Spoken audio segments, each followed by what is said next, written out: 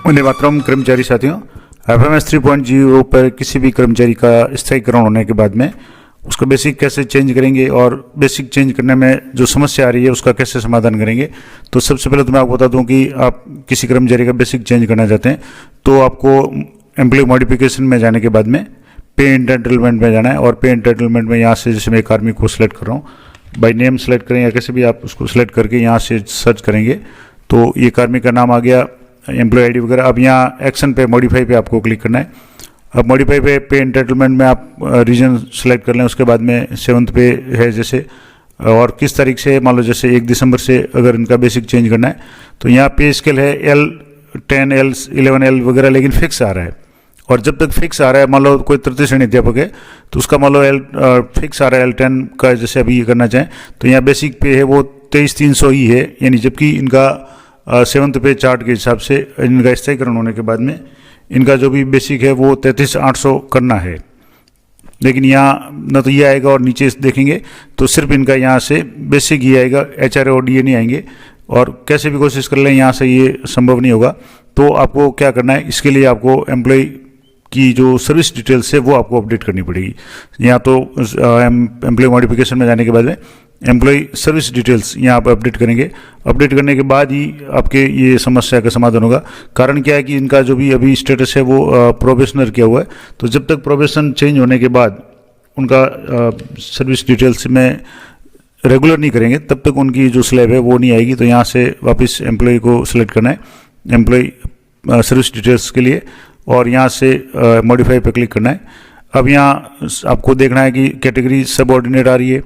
सब कैटेगरी में Rajasthan educational subordinate services designation मल टीचर है, रेगुलर सर्विस में है, लेकिन यहाँ सब सर्विस स्टेटस यहाँ प्रोबेशनर है, इसको आपको परमानेंट करना है।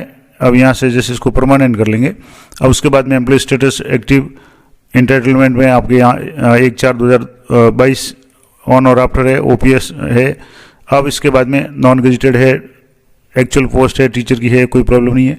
सर्विस कोटा NA है, अपॉइंटमेंट ऑर्डर है, अपॉइंटमेंट डेट है। अब इसके बाद में ज्वाइनिंग डेट है, प्रेजेंट DDO की डेट है, पेरेंट डिपार्टमेंट एजुकेशन डिपार्टमेंट आ गया। इसके अलावा करंट डिपार्टमेंट एजुकेशन डिपार्टमेंट नियुक्ति अधिकारी भी है, सेलेक्ट किया हुआ है, टीचर लेवल 2 है। अब यहाँ सुपरनेशन तारीख भी आ गई है, ज्वाइनिंग डेट भी आ गई।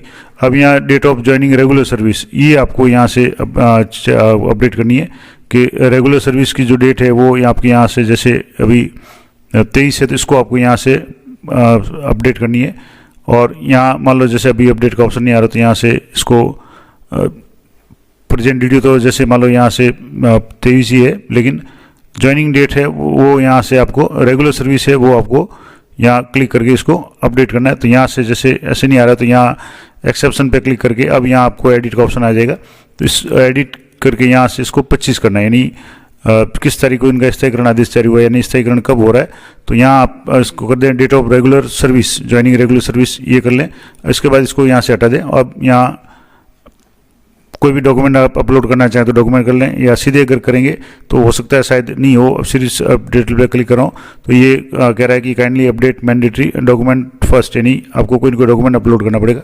तो मैं आपको यहाँ इनका एक आदेश, जो कार्यालय आदेश है जिला शिक्षा अधिकारी के द्वारा इनका स्थायीकरण होने के बाद में विद्यालय द्वारा DDO द्वारा जो इनका आदेश जारी किया गया है कि इनका नाम है, पदस्थापन है, प्रथम नियुक्ति 7/10/2023 से, परिवीक्षा समाप्त होने का समय है, यानी वेतन जो है 23,700 मिल रहा था L10 में, और परिवीक्षा कल समाप्त कब हो रहा है, स्थायीकरण जैसे 7/10/2025 को है, और परीक्षा समाप्ति के बाद में कितना मिलेगा तो 33,800 और L10 और आगामी वेतन वृद्धि। अब यहाँ एक और इम्पोर्टेंट बात है कि आगामी वेतन वृद्धि में भी आपके, अगर मान लो इनका जैसे 7/10 यानी अक्टूबर में इनका स्थायीकरण हो गया तो जुलाई तक इंतजार नहीं करना पड़ेगा। अगला जो इंक्रीमेंट लगेगा वो 1/1/2026 को लगेगा नए नियम के अनुसार। साल में 2 बार इंक्रीमेंट का जो प्रावधान है, तो जिसके स्थायीकरण के बाद में पहले जनवरी आ जाती तो जनवरी लग जाएगा, और स्थायीकरण अगर जनवरी के बाद में होता है, 1 जनवरी के बाद होता है, तो फिर इनका जुलाई में इंक्रीमेंट लगेगा। तो इनका अभी जैसे अक्टूबर में स्थायीकरण हो जाएगा, बेसिक चेंज हो जाएगा, उसके बाद में जनवरी में वापस इनका इंक्रीमेंट लगेगा। तो ये तो आदेश से इसको आपको यहाँ अपलोड करना है। तो यहाँ से टाइप में ऑफिस ऑर्डर कर लें, या डिस्क्रिप्शन में आप कुछ भी लिख दें, ऑर्डर लिख दें, और यहाँ से ब्राउज में जा करके आप इस ऑर्डर को सिलेक्ट कर लें। तो मैं आपको ऑर्डर को सिलेक्ट करके बताता हूँ। अब जैसे यहाँ से ये डॉक्यूमेंट अपलोड हो गया, इसको देखना चाहते हो एक्शन बटन पे देख भी सकते हैं, गलत हो तो आप यहाँ से डिलीट कर सकते हैं। अब आपको अपडेट सर्विस डिटेल्स पे क्लिक करना है और कंफर्मेशन पे यस पे क्लिक करना है। कुछ सेकंड का आपके समय लेगा और आपको जब ये सक्सेसफुली हो जाए रिक्वेस्ट, ये रिक्वेस्ट आईडी आ गई। अब आप वापस इनको यहाँ से आप देखेंगे तो रिक्वेस्ट यहाँ से सही हो जाएगा और आप यहाँ से देखेंगे तो ये कंप्लीटेड हो गया रिक्वेस्ट माई टास्क में जाने के बाद में। अब वापस आपको एम्प्लॉय मैनेजमेंट पे आना है और यहाँ आपको पे एंटाइटलमेंट पे क्लिक करना है। वापस कर्मचारी को सिलेक्ट करके यहाँ अपनी आपने सर्विस डिटेल अपडेट कर ली। अब वापस देखेंगे कि वहाँ ऑप्शन 33,800 का आ रहा है नहीं आ रहा है, तो यहाँ से वापस एम्प्लॉय को सिलेक्ट किया, बाई नेम मॉडिफाई पे आपको क्लिक करना है। अब यहाँ पे एंटाइटलमेंट में चेंज में आप यहाँ से चेंज का कारण लिख दें, उसके बाद में 7th पे और डेट ऑफ एग्जिस्टिंग पे यानी अब इनका कब है, तो जैसे 7/10/2025 से है। अब यहाँ L10 33,800 वाली स्लैब ऑटोमेटिकली यहाँ आ गई। अब यहाँ बेसिक इनका है, यहाँ से चेक करेंगे तो अभी 33,800 इनका बेसिक है, 58% ये है और गवर्नमेंट क्वार्टर 9 कर दें। हाउस रेंट यहाँ से अभी जैसे 10 की कैटेगरी में है तो यहाँ से 10 कर लें और रिकैलकुलेट करेंगे। अभी यहाँ जैसे 23,700 ये फिक्स आ रहा है, लेकिन रिकैलकुलेट करेंगे तो इनका बेसिक है वो 33,800 आ जाएगा। इसके बाद में HRA है 3380 यानी 10% HRA आ रहा है, लेकिन अभी DA नहीं आ रहा है। तो कोई बात नहीं, आप पहले इनको देख के इसको अपडेट कर लें। कटौती जो यहाँ GPF की 2100 हो रही है, RGSS की 658 हो रही है, कोऑपरेटिव की अभी जैसे हितकारी की 250 की हुई है। अब यहाँ अपडेट पे एंटाइटलमेंट डिटेल्स पे जाकर के आपको येस पे कंफर्म करना है और यहाँ से ये सक्सेसफुली रिक्वेस्ट हो गया।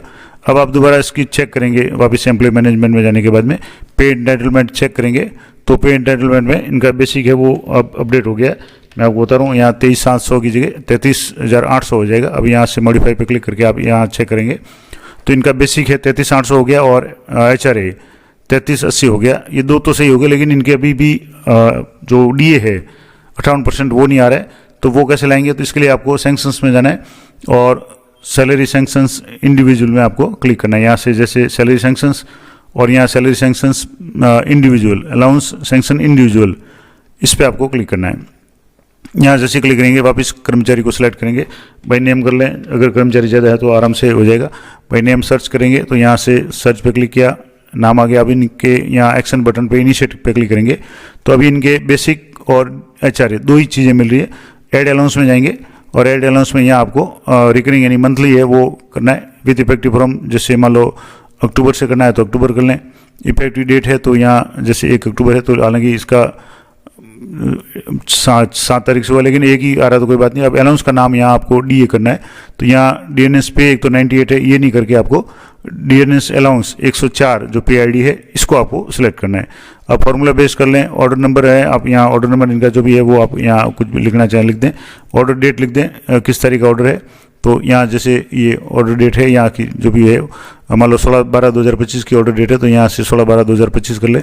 अब जैसे 16/12 तो इसका मतलब यहाँ से ये 16/12 कर लें और ऐड पे क्लिक करेंगे तो अब यहाँ आपके ये आ गया अलाउंस अमाउंट 19,604 और ऑर्डर नंबर जो भी आ गया। इसके बाद में इसको एक बार चेक करके वापस आपको मैं बताऊंगा, यहाँ से ये क्लिक कर दें। अब सबमिट पे आपको क्लिक करना है और येस कन्फर्मेशन पे क्लिक करेंगे और येस पे क्लिक करेंगे तो ये सक्सेसफुली हो गया। अब आपको वापस चेक करना है कि इनका DA अपडेट हुआ या नहीं हुआ, क्योंकि अभी तक बेसिक और HRA हुआ था। तो यहाँ वापस सर्च पे क्लिक करेंगे और वापस इनिशिएट पे क्लिक करेंगे तो अब आप यहाँ देखेंगे तो बेसिक इनका 33,800 आ गया, DNS अलाउंस PID 104 ये 19,604 आ गया और HRA 3380 आ गया, यानी 1 0 कम हो जाएगा।